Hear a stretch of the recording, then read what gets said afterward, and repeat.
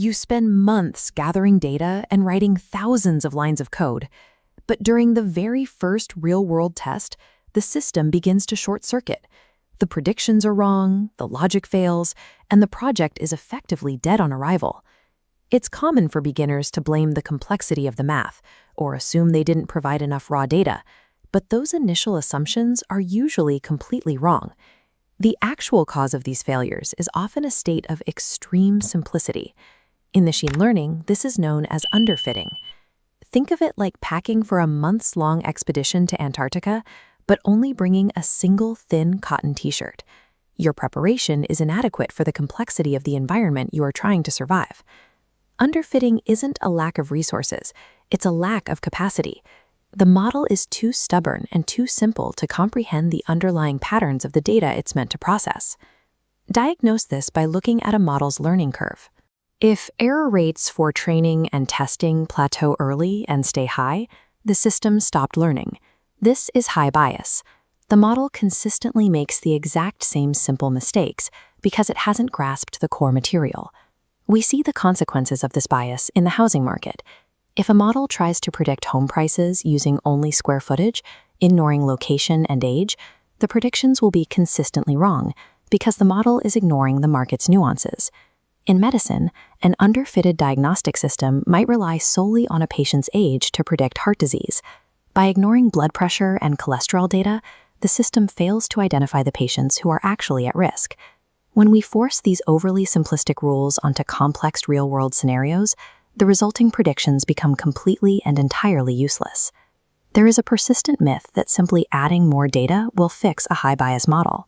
But giving 1,000 more books to a student who hasn't learned to read won't improve their test scores.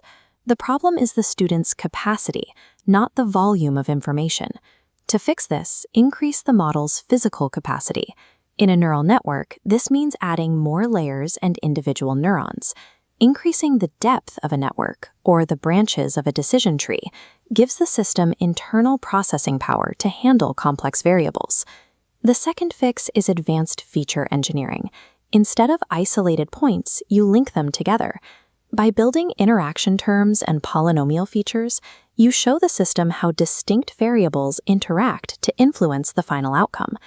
By expanding internal capacity and engineering contextual features, you transform a rigid, linear tool into a system capable of advanced logic. The third step is reducing the regularization penalty. Regularization is a technique used to keep models simple, but too much of it acts like a constraint.